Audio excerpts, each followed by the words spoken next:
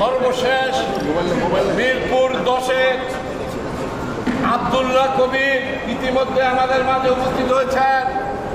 জাতীয়তাবাদী দল ঢাকা মহানগর উত্তরের বিপ্লবী যুব আহ্বায়ক, বারবার কারা নির্যাতিত বিএনপির নেতা, যিনি ঢাকা মহানগর উত্তরের দায়িত্বে দপ্তরে সংযুক্তি, যিনি একদিনের জন্য রাজপথ থেকে পিছপা হননি, সেই করোনা মহামারীর সময়ও তিনি করোনাতে আক্রান্ত হয়ে একদিনের জন্য চিকিৎসা সেবা পাননি।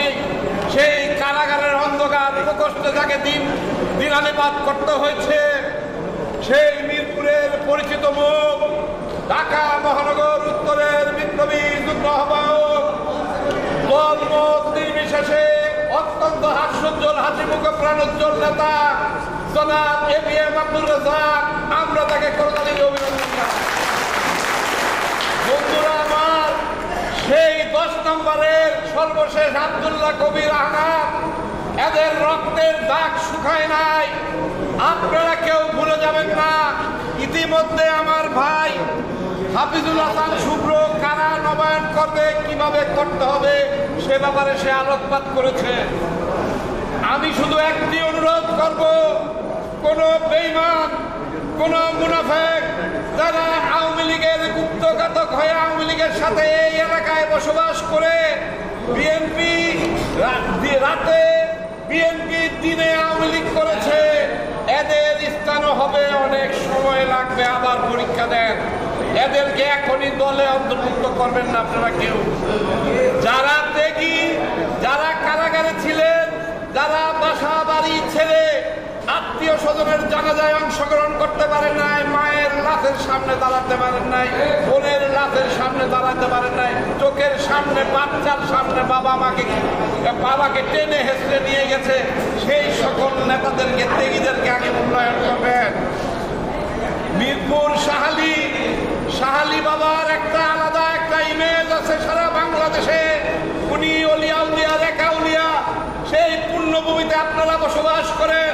আমার বিশ্বাস আপনারা প্রতিটা মানুষ কেউ মুনাফিকি করবেন না, আওয়ামী লীগের কোন গুপ্তঘাতককে দলে স্থান দেবেন না।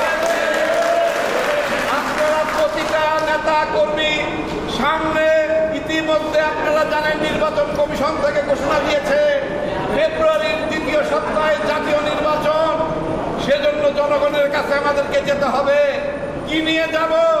শহীদ রাষ্ট্রপতি জিয়াউর রহমানের 19 দফা, তারেক রহমানের 31 দফা, আমিনুল হকের এই রাজনীতি, এই উত্তরের উনি রাজনীতিতে যে দিক পান, উনি যে উত্তরকে তৃণমূল থেকে আজকে মহানগর পর্যন্ত প্রতিটা ইউনিটকে সুসংগঠিত করেছেন, শক্তিশালী করেছেন, সেগুলি জনগণকে বুঝাইতে হবে। কেন আপনারা ধানের শীষে ভোট দিবেন, কেন শহীদ জিয়ার আদর্শে ভোট দিবেন, কেন দেশনেত্রী বেগম খালেদা জিয়ার আদর্শের নেতৃত্বের কাছে জনগণ ভোট দেয় এবং দিলে বিএনপি ক্ষমতায় থাকলে জনগণ নিরাপদে থাকে, সে জিনিসটা আপনাদেরকে বোঝাতে হবে। সেজন্যই আপনারা শুধু গোদরে থাকলে হবে না। সাংবাদিক, সেনা কর্মকর্তা, স্কুলের শিক্ষক শিক্ষিকা, এক সচিব, আমরা সুশীল প্রগতিশীল সকল পর্যায়ের মানুষকে আপনারা সন্নিবেশিত করবেন, একত্রিত করবেন। তাদেরকে নিয়ে আপনারা ধানের শীষের সপক্ষে ভোট চাবেন।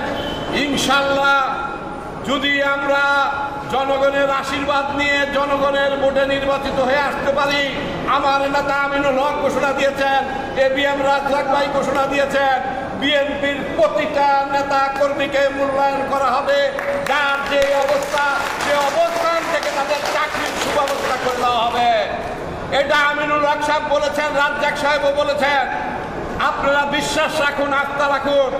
আমরা কথা দিলাম, আমরা তাদেরকে যেভাবে হোক, যার যেখানে মূল্যায়ন করা উচিত সেখানে মূল্যায়ন করা হবে, চাকরিতে ঢুকানো হবে, ব্যবসায় ঢুকানো হবে।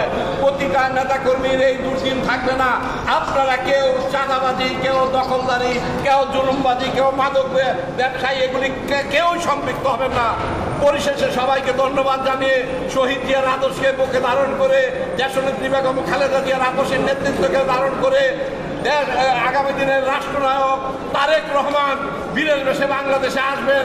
আগামী দিনে দেশের